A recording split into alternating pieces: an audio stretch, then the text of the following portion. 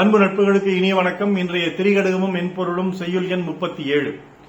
உண்மையாக நடப்போரின் 3 பழக்க வழக்கங்கள்.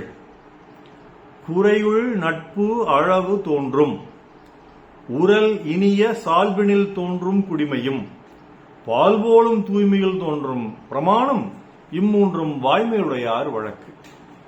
கோல் சொல்லுதல் அல்லது சொல்லாமையில் நட்பின் அளவு தோன்றும், கூடி வாழும் சால்பு உடைமையில் குடிப்பண்பு தோன்றும், பால் போன்ற வெள்ளை உள்ளத்தில் ஒருவனின் சத்தியம் தோன்றும். இந்த மூன்றும் உண்மை பேசுபவரின் பழக்க வழக்கங்கள். இதுல குறளையுள் நட்பளவு தோன்றும் சொல்றாரு. அப்ப குறளை என்ற சொல்லுக்கு திருக்குறள் அல்ல, புறம் பேசுதல் என்று பொருள். குறள் அல்ல, குறளை என்றால் புறம் பேசுதல் அல்லது கோள் சொல்லுதல் அல்லது ஒருத்தர் பத்தி இன்னொருத்தர்கிட்ட தவறாக பேசுதல். இப்படி பேசினா நட்பு தோன்றுமா? மிகச்சிறந்த நட்பு, மிகப்பெரிய நட்பு தோன்றுமா? வாய்ப்பே இல்லை. நட்பின் அளவு மிக சுருங்கிவிடும், நட்பே இல்லாமலும் போயிடும். ஆனா குறளை பேசாமல் இருந்தால், புறம் பேசாமல் இருந்தால், ஒருவரை பத்தி மோசமாக பேசாமல் இருந்தால், அதுவும் அவர் இல்லாத போது பேசாமல் இருந்தால், அங்கே நட்பு விரிவடையும், நட்பு மிகவும் சிறந்து விளங்கும். எனக்கு எங்க அப்பா சொல்லிக் கொடுத்த மிகச்சிறந்த பழக்க வழக்கம் என்னன்னா, புறம் பேசாதே, ஒருவன் இல்லாத பொழுது அவனை பற்றி மோசமாக பேசு, நல்லது பேசு, ஆனால் மோசமாக பேசாதே என்று சொல்லிக் கொடுத்தார். அதை நான் கடைபிடித்துக் கொண்டிருக்கிறேன். அதனால் என்னுடைய நட்பு வட்டங்கள் மிகவும் பெரியது. அதற்கு காரணம் குறளை இல்லாமல் இருப்பது, புறம் பேசாமல் இருப்பது. அதனால் உண்மையாக நடப்போரின் முதல் பழக்க வழக்கம் என்னவென்றால், குறளை பேசாமல், புறம் பேசாமல் தன்னுடைய நட்பு வட்டத்தை பெரிதுபடுத்துவதுதான் உண்மையாக நடப்போரின் முதல் பழக்க வழக்கம். இரண்டாவது பழக்க வழக்கம் உரல் இனிய சால்வினில் தோன்றும் குடிமையும். உரல் என்றால் சேர்தல் அல்லது அடைதல் என்று பொருள்.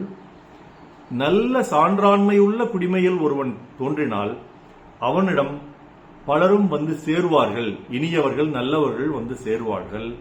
அப்படி நல்ல சான்றாண்மையுள்ள குடியில் பிறந்த ஒருவன் அந்த சான்றாண்மையின்படி நடத்தல் தான் உண்மையானவர்களுடைய பழக்க வழக்கம். அதனால் நிறைய நட்பு வட்டாரம் பெருகும், இனியவர்கள் வந்து சேருவார்கள்.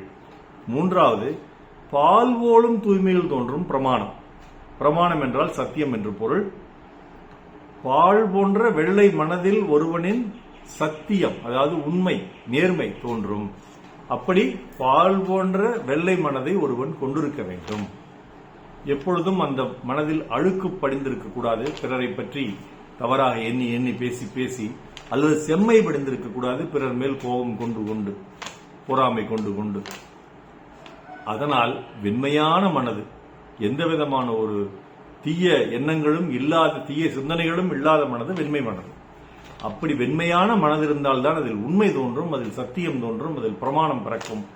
அதனால் அந்த மனதை கொண்டிருப்பவன், அந்த மாதிரி மனதை கொண்டிருப்பது உண்மையானவரின் பழக்க வழக்கங்கள் என்று சொல்லுகிறார் நல்லாதனார். அந்த 3 பழக்க வழக்கங்கள் என்னவென்றால், புறம் பேசாமல் இருத்தல், நல்ல குடியில் பிறந்து சான்றாண்மையுடன் நடத்தல், மனதை வெண்மையாக வைத்திருத்தல். இது 3ம் உண்மையானவர்களுடைய பழக்க வழக்கங்கள். மீண்டும் செய்யுள். குறளையுள் நட்பு அளவு தோன்றும், உரல் இனிய சால்பில் தோன்றும் குடிமையும், பால்போல் தூய்மையில் தோன்றும் பிரமாணம், இம்மூன்றும் வாய்மை உடையார் வழக்கு. நாள் சிறக்க நற்றமிழ் வாழ்த்துகள். மருத்துவர் ராமசெல்வரங்கம், ரிஷினேத்ராலயா, வெளியகடை, சேலம், கள்ளக்குறிச்சி, அரூர், ஈரோடு, கணேசமலை, நாள் நன்றி. டாக்டர் செல்வரங்கம் குரல் யூடியூப் சேனல் ஷேர் பண்ணுங்க, லைக் பண்ணுங்க, கமெண்ட் பண்ணுங்க, சப்ஸ்கிரைப் பண்ணுங்க. வணக்கம்.